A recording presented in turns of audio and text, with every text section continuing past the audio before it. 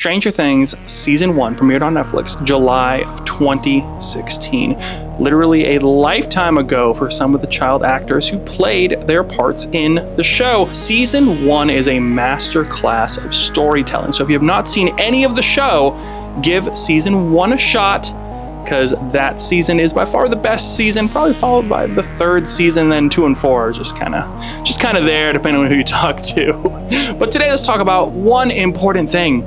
That's the firearms of Stranger Things. And there's some unique ones in here. And then at the very end, let's talk about Season 5, which comes out on November 26th as a 2-parter. And let's talk about some of the firearms we might anticipate to see in that Season 5. David Harbour plays Chief Jim Hopper, and he has a revolver that he carries around most of the show and most of the seasons, actually. And it kind of changes here and there in what he's actually carrying. In fact, Jim is the main character who has the most time with firearms, and very unique firearms at that, throughout the whole series of the show, as well as some non-firearm weapons that he actually picks up throughout the show, while he actually carries as a chief in the local police department a Smith & Wesson Model 66 revolver. And you see him not only use that firearm, but also carry it around on his belt throughout most of the show. Now, this show is not very tactical. It's not John Wick. You're not going to see a lot of reloads and tactical usage. In fact, even the military guys we're going to talk about in a little bit here, who are part of the Hawkins Lab, don't really have spare mags. They go into this other world with monsters and Demogorgons with 1 mag for an MP5 or 1 mag for an AR, and it just doesn't seem too tactical, but they're prepared for what they can do, I guess. I don't get it. Nancy Wheeler is probably the one who uses firearms the second most next to Chief Hopper. And that's because she ends up being someone who started off as this smart, nerdy type of girl to someone who goes and grows along with the cast and really takes a hold of a lot of the situations and picks up a variety of firearms, and even jokes in Season 4 about some of the firearms she has stashed in her room just in case they need to go after a Demogorgon. But she actually has some training with another revolver, as well as the character who plays Jonathan Byers, and that is actually a Smith & Wesson Model 10 that they use in Season 1 to practice with and get ready to go after and find Will. As you can imagine, a lot of the military, police, and some of the security forces in the Hawkins laboratory are all using Beretta Model 92 FSs, one of my favorites and one of my first handguns I actually ever picked up. And to be with the time period that is the 80s, of course, you have the Colt Model 1911 A1, which is a 1911 45 ACP style of handgun. You see this used by the security forces, by some of the doctors who end up being the almost assassin-like doctors who work in this laboratory, and they end up having the 1911 used throughout Season 1 quite a bit, as well as in the armory that we see in a couple of scenes. HK MP5Ks are used quite a bit in Season 1, and they are really cool when they do use them. Even Chief Hopper goes and does the old HK slap, which is nice to see in Season 1. Now again, there's not a lot of reloads, not a lot going on. I think Jim actually does have a couple of spare mags when they do have that particular firearm used when they go into the Upside Down there to go after the Demogorgons and find Will Byers, who is lost in there. Well, they have the MP5K series. They also have an MP5K PDW in a couple of scenes. I don't know if that's the best choice for going after monsters who appear to be almost invincible for 9mm and even 5.56 for that case. And of course the 45 ACP from those 1911s, but it does look awesome, as all MP5s do. Will Byers, who ends up getting zapped away into the Upside Down, actually has a rifle, a little 22 in the beginning. That's the only time Will actually really does anything of use, I would think, in this entire series, then getting lost in the Upside Down and nervously hiding behind his friends, from the fact that I did rewatch the whole series recently to kind of get ready for this video for you. But he actually has a Mossberg 144 LS, which is a 22 long rifle, and you see him in Season 1 loading this thing, getting ready to take on this invisible force that he's hearing coming from the shed. It's just funny little 22 that he's loading with. It's a bolt action. Then Nancy picks up that rifle down the way too, and It's an interesting choice. I guess it makes sense for squirrel hunting and things they would have for the backyard and the woods back then. But that was a very interesting choice considering the military can't even take after the monsters that come out of the Upside Down. But it was nice to see them utilizing that old school type of 22 bolt action. Speaking of odd choices in firearms for props for season 1, and this is going to wrap up our list for season 1, there is actually a air pistol used in this. That's right. There's a Crossman 2240 CO2 air pistol you see in several scenes. I don't know if it's because of the cool factor or what they wanted to go about with this. I was thinking maybe they wanted to utilize this for a tranq gun or something to kind of tranquilize something, but it is just used throughout and it doesn't seem to be used in much fanfare from the actual perspective of any type of tactical use, but it is there and you see it in a couple of shots. But that's an interesting choice, an air pistol. Season 2 premiered on Netflix October 2017, about a year or so later after season 1 premiered. That's how shows should go, right? Year after year. That was always tradition with all those old school shows we've used to watch in the past on cable TV. Do you guys remember cable? It seems long ago. Season 2 premiered a little over a year after season 1, and Jim Hopper, Chief Jim Hopper, still the chief in this season. There's gonna be some spoilers, by the way, if you don't know for some of this, but he changes. He upgrades his revolver, all right? And no more Smith & Wesson. No. He goes to a Colt Python, specifically a 4-inch stainless steel thing of beauty, and he uses that to great effect because he's going to do a lot more adventuring into some of these tunnels and some more interesting things that are happening around the town related to the fact that the Upside Down is now having all these different cracks that are occurring and vine networks that are popping up all over with these tunnels.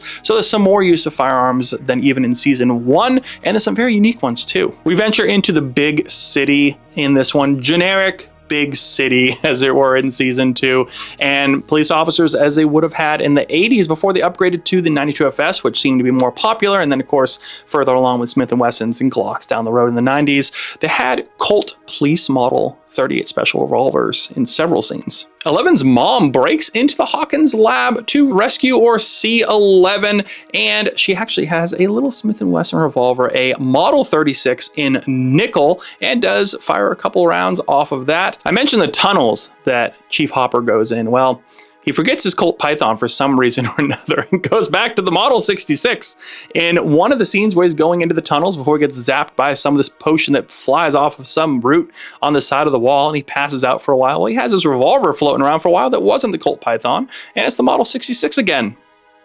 Guess you grabbed the wrong one that day when they're getting donuts that morning. Chief Hopper is still the chief of police in this season. It kind of changes as we go along in the other seasons, but he has 2 deputies we see constantly, right? And that is Deputy Powell and Deputy Callahan. Both are rocking Smith & Wesson Model 19 38 special revolvers. Back into the big city, we do see several very popular firearms at the time for police forces to use.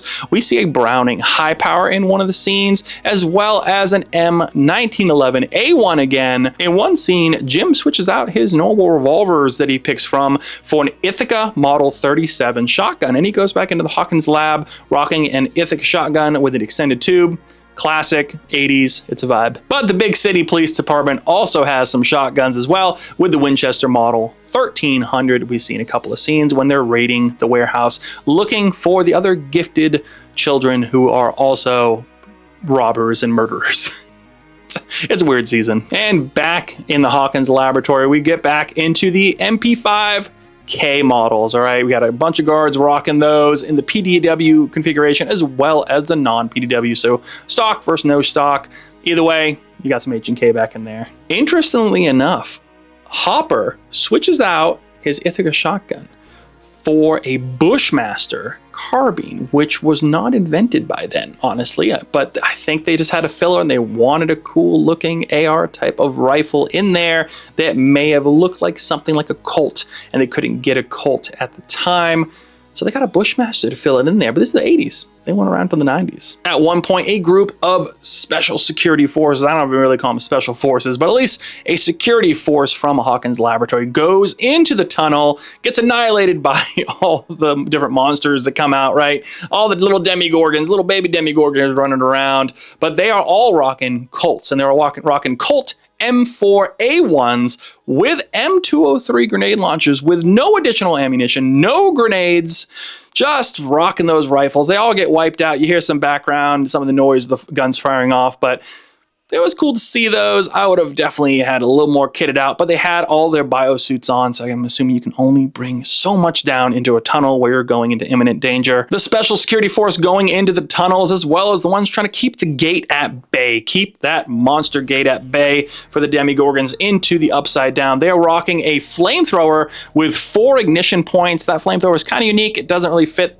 anything that really exists, but it was very cool to see. And then going back to the police department in the old big city, which I do believe is probably Chicago, is what they're kind of going for. They have a Ruger Mini 14 for the police force, which have been very prominent. I have a Mini 14 on my short list I need to get because there are so many cool configurations for that. And it's kind of a Mini 14 renaissance going on right now, it seems.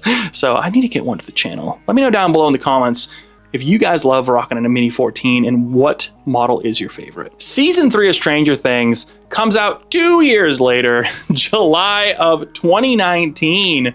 So we're pushing a little further out. You'll see 4 and 5 or even worse, but we're getting there. And guess what? Jim Hopper back with his Model 66 Smith & Wesson. Jim uses the Model 66. Some of the bad guy Russians pick up his revolver and use it against him at some point. But most of the time, the Soviets that are stuck down in Hawkins, in their laboratory, and then above ground, going after whatever they're doing above ground in the mall and other scenes of the state fair and things like that, they're all rocking Makarovs. That's right, I love a good Makarov, but it does fit well in the time period, and it was kind of a nice thing that like the 80s was that time period, Soviets, Makarovs, and a couple of other unique Soviet types of weaponry. The Makarov was not the only handgun the Soviets snuck over here to build their underground lair under that mall. No, no, no. They also brought over something kind of unique that you don't see too often in any movie, and they might have just picked it up because they thought it was interesting and kind of compared from a looking standpoint of a 1911. But the Tokarev TT-33, that is a very old design dating back to almost World War II there, and that handgun was suppressed in this show, and I rarely see this thing suppressed. I don't think I've ever seen it actually suppressed, but it's used quite a bit. Hopper picks one up on the fairgrounds, and then also Nancy picks one up in a really cool scene outside the mall, shooting at a car with Billy, who is possessed by the Demogorgon there, the rat monster in this season.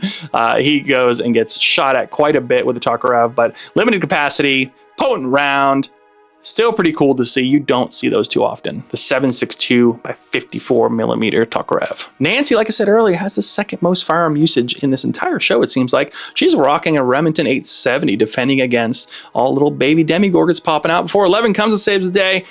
Pretty cool to see. Rocking that shotgun. You'll see it again in season 4 that she does rock another shotgun, as well as other various weapons that she has stashed. Murray, he's kind of the witty Russian-speaking sidekick of the show, but he does have a double-barreled shotgun in one of the scenes. It looks like something maybe like a Stevens hammerless, like 1960s, something like that. I know you've been waiting for me to say this. What good would an enemy be like the Soviets if you didn't have a variety of AKs? Well, they grabbed a variety of AKs, that's for sure, because some of these most likely weren't even used by the Soviets at the time. You see some of the guards rocking AK variants such as the Zastava M92, and then we have a very famous scene actually with a custom-built Krinkhoff AKMU of some sort, where Hopper actually uses it against a bunch of guards who find them coming down the elevator shaft underneath that mall. And that was one of the only times we see him use an AK in that type of fashion with full auto, just kind of spray and hold it. So it was interesting to see that kind of a pistol configuration for an AK like that. But a lot of the guards have your standard AKM, the AK-47, and a lot of them from not only in the mall, but also in Soviet Russia, where they have some of the flashbacks over there, have the full-length AK-47 with the stock, and most likely there's some type of variant of the AKM, which actually would have been very outdated by the 80s. I mean, there are a lot better options out there, but that is a traditional Soviet type of weapon and would be something that could definitely be shown. And then you can see in season 4 that it also has some prevalence with this church warehouse where they have a bunch of different AKs, and you see it more heavily used in the prison as well in that season. I feel like the adults and the military throughout every season, they just kind of wrote them out. They're like, you know what? They're there, but they're not going to help out. We're going to have Jim and his revolver take on Soviet Russia. But, you know, we do see the military show up in the end of season 3 finally and help save the day or clean up, I guess, as it were. They're rocking an M60D at one point. See a bunch of those rocking on some of the helicopters mounted on the Hueys, which are time period correct to have those with the Hueys flying in. And a lot of the guards are rocking M16A2s by Colt, so those would also be prevalent in the 80s and would kind of fit the bill for what we would have with these forces showing up after the fact to clean up. There's a brief scene with a Cobra attack helicopter flying overhead as well in that mall scene. That's an AH-1 Cobra, and they rock an M197 Vulcan cannon. Pretty cool. Never really see it used too much, but it is neat to have it there. Season 4 finally comes out in 2022. So 3 years later, we're kind of stretching this out, and now we're 3 or 4 years later for the next season 5, and it's just kind of getting ridiculous. But also the episodes are almost movie length long. I think one of the episodes was like almost an hour and 45 minutes long, which is crazy. But Jim is also stuck in a prison now, right? We don't know what happens to him. He gets sucked into the void, getting potentially blasted out by this laser, but it turns out the Soviets captured him, threw him in prison, and now he is stuck in a desolate, far-off prison in Siberia. Actually, probably pretty close from Alaska, from Russia there, because they take a plane later on from Alaska to Russia, so he doesn't have his revolver. However, there's a new chief of police carrying a Smith & Wesson Model 19, and that's right, Chief Powell is now the chief of police. And then you also have Callahan, who is an officer as well. They both have Model 19s. This guy, Yuri, who is in Alaska, has a plane, has a company where he goes and transports goods and services and apparently people into Russia. And he has a Nagant M1895 revolver. Very unique choice, very unique revolver. I should probably get one of these to be dirt cheap, and they're just surplus from World War II. But that firearm was kind of neat to see. Joyce and Murray both picked that up in their whole fight during the plane scene, and then later on down the road when they're going through the tundra trying to get to this warehouse at the church full of a lot more weapons and supplies and go to the prison to try to break Hopper out. This jock from the high school named Jason actually picks up a Colt Python at a store at one point, kind of bringing back to the Colt Python that Jim had for a little while there, but this one's a 6-inch. It was a much bigger one. You don't see it used too much, but it is there. One of the craziest shootouts in this entire show was done in this house where some of the kids were staying with a couple of these ex-Hawkins laboratory friends of the doctor there who was trying to help kind of these kids out and kind of help keep 11 safe. They had 92 FSs and they were rocking those things when this rogue US military unit shows up to try to capture 11, capture these kids, try to find out where 11 is hiding.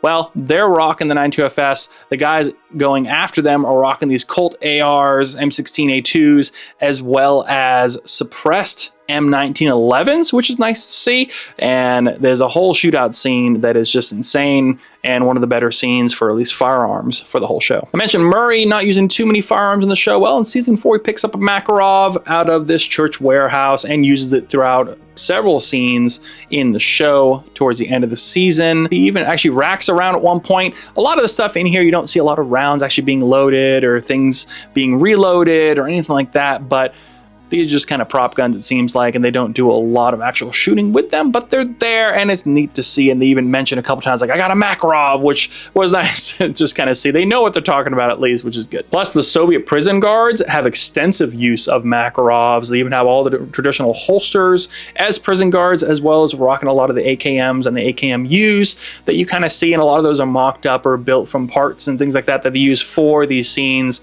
There's nothing really in particular from a branding standpoint. They're probably just surplus. I told you earlier that Nancy continues to use a shotgun down the road, and she actually has a Winchester Model 1200 that she uses, and she ends up chopping down nice and short with a saw in one of the scenes. But it was a very famous scene where she's utilizing this shotgun to great extent to try to help save her friends. In that house shootout we saw earlier, I mentioned there's some Colts in there, there's some Beretta 92 FSs, the 1911s in there. There's also an HK 33A3, which was a 5.56 variant of, you know, beefed up MP5 looking type of rifle. It wasn't really issued by the military, at least the US military, so it's interesting they kind of threw that in the hands of someone, but he gets blasted, so it was quick. The rogue military unit that goes and attacks this house also finds where 11 is hiding and tries to go down into this old silo, this old nuclear silo that was kind of built out as a new laboratory. And we have one side with the lab guys going using MP5s and MP5 PDWs. I think it was like some MP5Ks, MP5A3s in there.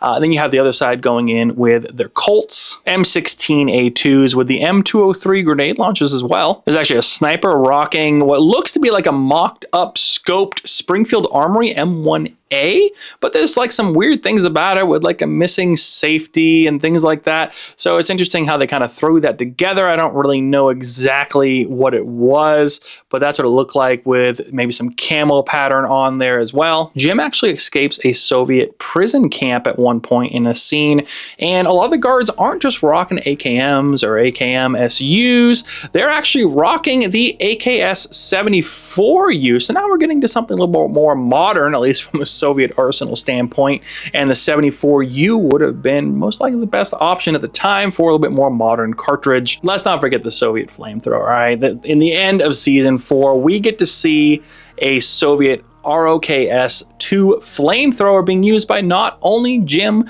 but also Murray, and they use it to great effect because the Demogorgons hate fire, as we find out throughout this show. Season 5 is a 3-parter, I know.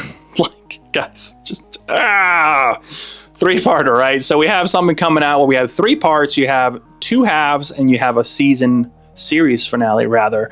So you have on November 26th, December 25th on Christmas, something to guess for Christmas, get that cheeriness going, right? Get that Christmas vibe with some Stranger Things. And then the finale on December 31st. So there's this whole grand event. I even hear like the finales we played in theaters as well. Netflix has been buying theaters, trying to get themselves on the board at theaters, probably for award ceremonies and things like that, to get more recognition from their shows and their movies coming out. Well, from what we can tell from the trailer so far, which is all we can go by right now, because I'm filming before the first part of this 3-part series launches for season 5, Brenner 92FS, that seems prevalent. Winchester 1200 is back via Nancy again. She loves that shotgun, but she rocks it, might as well. Colt M16A2s were in several scenes in the trailer, as well as M16A4s, it seems, and some brief pictures of flamethrowers and maybe some grenades, maybe some Mark II hand grenades, but that's all you can really kind of tell from the trailer. I'm excited for it. What are your guys' thoughts on Stranger Things? Have you seen all the seasons?